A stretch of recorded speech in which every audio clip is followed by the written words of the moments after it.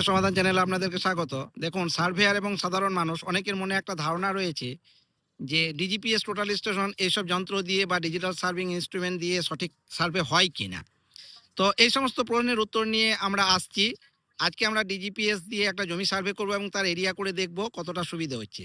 তো এইসব যন্ত্র দিয়ে মাপ করলে কি সুবিধে হয়, টাইম কতক্ষণ লাগে, এবং কি সার্ভে হয়। তো প্রথমেই বলে রাখি, ডিজিপিএস দিয়ে এমন কোনো সার্ভে নেই যেটা হয় না, অর্থাৎ সার্ভের এ থেকে জেড পর্যন্ত সমস্ত কাজ এই ডিজিপিএস দিয়ে হয়।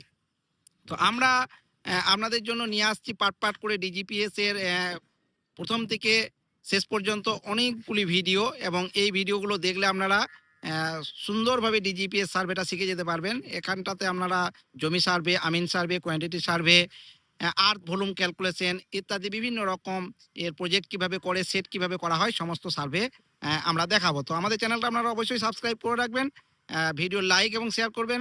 তো আমরা আজকে দেখে নিই, চলুন একটা জমি সার্ভে করি আর টাইম কতক্ষণ লাগছে। তো এখানে জমি আছে, এই জমিটা আমরা আজকে ফিজিক্যাল সার্ভে করব এবং দেখে নেব। তো আমরা টাইমটা একবার দেখে নিই। তো আমাদের টাইম স্টার্ট 10টা 34। আমরা এবার দেখি। তো আমাদের সার্ভে শুরু হয়ে গেল। এই জমিটা সার্ভে করে আসুক, কতক্ষণ সময় লাগছে। তো ফ্রেন্ডস, আমরা টোটাল স্টেশন এবং ডিজিপিএস এর বিভিন্ন রকম ভিডিও করে থাকি। তো সেই সমস্ত ভিডিওগুলো দেখার জন্য আমাদের চ্যানেলটা সাবস্ক্রাইব করে রাখুন। তো আপনারা আমাদের এই চ্যানেলে পার্ট করে ডিজিপিএস এর সমস্ত ভিডিওগুলো দেখতে পাবেন। প্রজেক্ট কিভাবে ক্রিয়েট করা হয়, তারপর ডেটাম কিভাবে করা হয়, ডিজিপিএস মেশিন কিভাবে সেট করা হয়। আর এটা আমিন সার্ভের জন্য সাংঘাতিক সুবিধার একটা জিনিস। এখানে সময় অনেক কম লাগে। আমরা এখনই দেখে নিচ্ছি, ততক্ষণে সার্ভে করে আসুক। আমরা টাইমটাও দেখে নেবো কতক্ষণ লাগছে আমাদের এই জমিটা। এখন আমরা যে জমিটা সার্ভে করছি এটা ফিজিক্যাল সার্ভে করছি, অর্থাৎ অ্যাজ পার প্রেজেন্ট পজিশন যেটা আছে সেইটা আমরা সার্ভে করে নিচ্ছি এবং এই জমিটার এরিয়া বের করব আর দেখব টাইমটা কতক্ষণ লাগছে আর এরিয়াটা কিভাবে বেরোচ্ছে, এর গ্রাফটা বা কিভাবে তৈরি হচ্ছে বা ম্যাপটা আমরা পাচ্ছি কিনা। তো এটা আমরা মাঠে দাঁড়িয়ে করে নেব। আর এই জমিটা কতটা হচ্ছে, কতক্ষণ সময় লাগলো, সেটাও আমাদের একটা সাধারণ ধারণা আমরা পাবো। তো আপনাদের মধ্যে অনেকে আমাকে প্রশ্ন করেছে, স্যার ডিজিপিএস দিয়ে আমিন সার্ভের কাজ কি আদৌ সঠিকভাবে হয়? তো অবশ্যই হয়। ডিজিপিএস এর সমস্ত কাজই, মানে সার্ভের যত কাজ আছে সমস্ত কিছু ডিজিপিএস দিয়ে হয়, টোটাল স্টেশন দিয়ে হয়। টোটাল স্টেশন এবং ডিজিপিএস এর মধ্যে পার্থক্য কি রয়েছে সেটাও আমরা আলোচনা করব, এবং সেই কোন জিনিসগুলোর উপর নজর রাখতে হয়, কোন জিনিসগুলো দেখতে হয়, সেই জিনিসগুলো দেখে নেব। তো আমাদের সার্ভেটা হয়ে গেল, এবার আমরা টাইমটা একবার দেখে নিই। তো এখন 10টা 37। 10টা 37, অর্থাৎ আমাদের যে জমিটা সার্ভে করলাম সেটাতে আমাদের 3 মিনিট সময় লাগলো। তো 3 মিনিট সময় লাগার ফলে আমরা কি সার্ভে রিপোর্টটা পেলাম একবার দেখে নিই, আর জমিটার এরিয়া আমরা করে নেব। তো এই জমিটা সার্ভে করতে আমাদের 3 মিনিট সময় লাগলো। তো আমরা কন্ট্রোলার থেকে এবার দেখব বাকি কাজগুলো, যে জমিটা কিভাবে এরিয়া করা হচ্ছে। তো আমরা যে জমিটা সার্ভে করলাম তার কোঅর্ডিনেটগুলো এখানে উঠে গেছে। এখানে পয়েন্টগুলো দেখা যাচ্ছে, এই যে এখানটাতে বেস বসানো ছিল, আর এই জায়গায় আমরা যে পয়েন্টগুলো তুলেছি জমিটার জন্য, সেই পয়েন্টগুলো লেখা আছে। তো আমরা এই জমিটা আমরা কি করব, এবার এরিয়া করে দেখব। তো এরিয়া করার জন্য আমরা প্রথমে এই যে 3 ডটসে যাব। 3 ডটসে যাওয়ার পর ড্র আছে, এখানে আমরা ড্রতে যাব।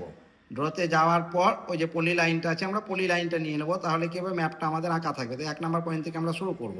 তো আমরা কেবলমাত্র টাচ দেব, 1 নম্বর পয়েন্ট, 2 নম্বর পয়েন্ট, যে পয়েন্টগুলো আছে এইসব পয়েন্টগুলোতে একবার করে টাচ দিয়ে দেব।